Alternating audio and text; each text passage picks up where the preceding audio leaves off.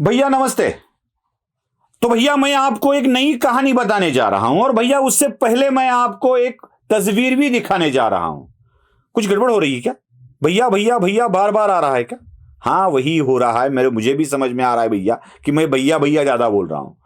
ये भैया क्यों आ रहा है ये मैं सोच रहा था, तभी पता चला कि राहुल गांधी का संसद का भाषण मैंने सुन लिया और वो इतना भैया मेरे दिमाग में बैठ गया कि मेरे मुंह से बार बार भैया ही आ रहा है। चलो भैया भैया नहीं कहना है अभी, चलो हम दिखा देते हैं आपको कि क्या तस्वीर है संसद के राहुल गांधी के भाषण की।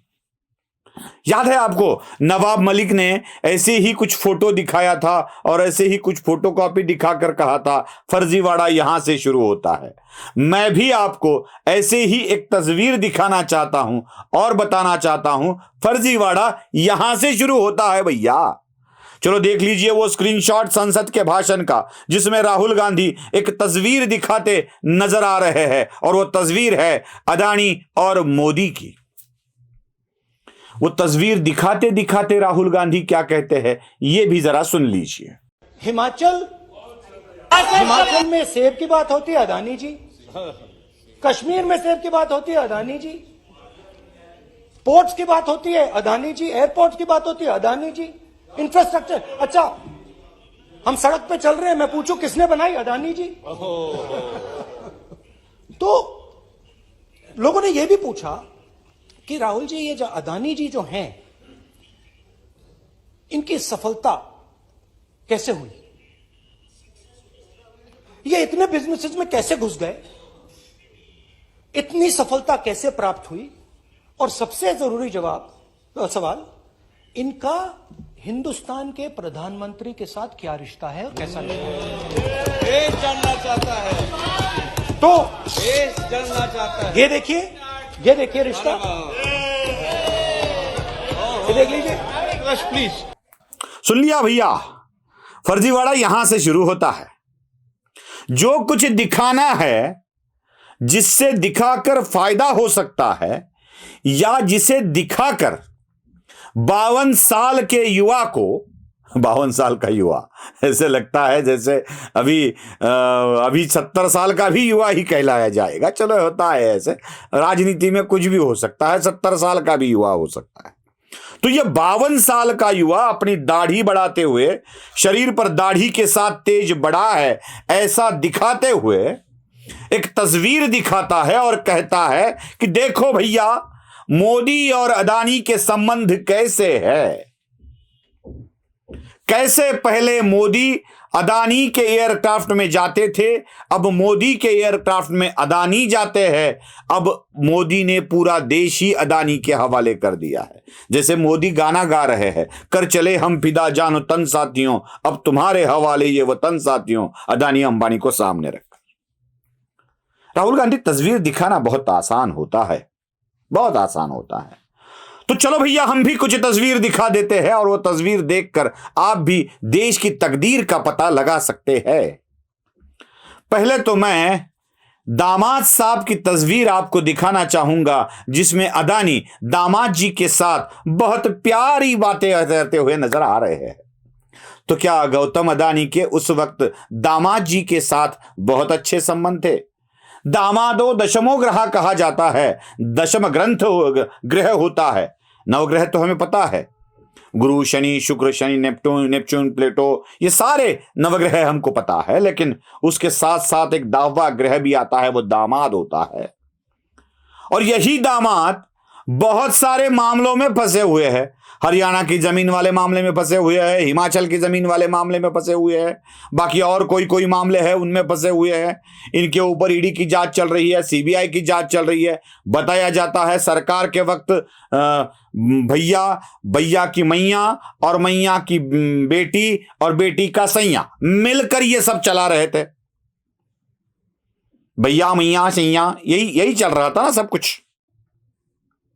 यही सब कुछ देश को चला रहे थे और उस वक्त अदानी का इनके साथ भी संबंध था। इसका मतलब यह है कि अगर मोदी अदानी से लाभ ले रहे हैं तो उस वक्त ये भी अदानी से लाभ ले रहे थे। यही होता है ना, यही होता है ना। इसलिए मैंने कहा था हम भी कुछ तस्वीर दिखा देते हैं और तस्वीर देखकर तकदीर का पता लगा सकते हैं।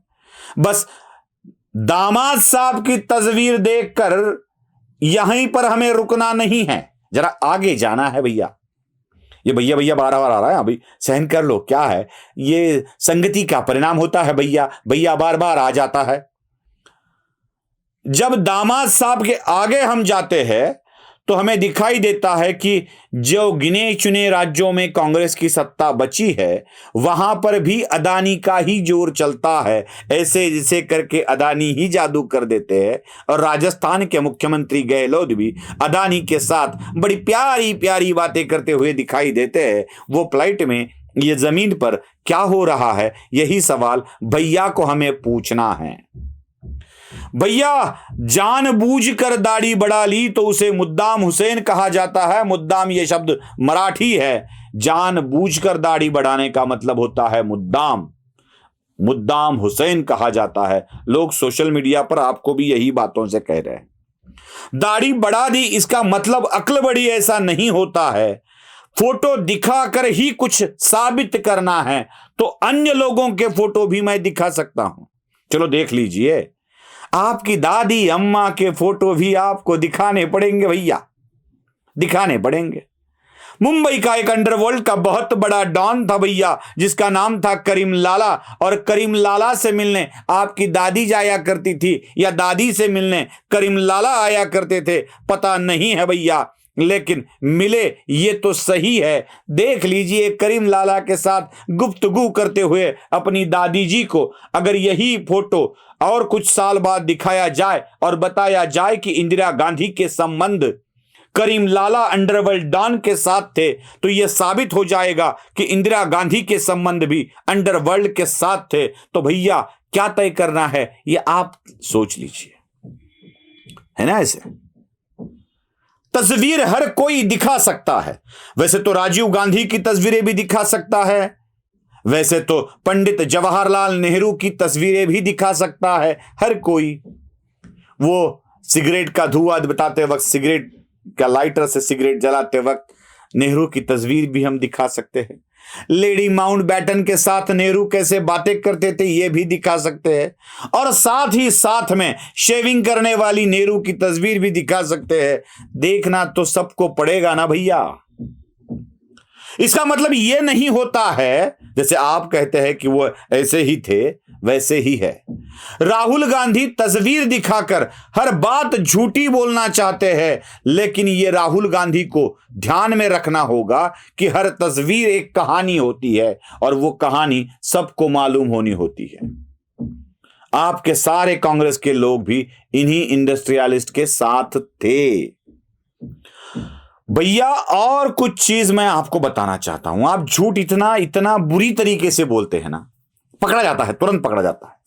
आपने एक झूठ बात फैला दी, और फैला दी तो वो क्या फैला दी, कहा कि देश के एयरपोर्ट पोर्ट अदानी को दे दिए। मुंबई का पोर्ट देते वक्त तो जीवीके कंपनी के ऊपर दबाव डाला गया, ईडी का भय दिखाया गया, सीबीआई का भय दिखाया गया और कहा कि आप छोड़ दो, हमें अदानी को देना है।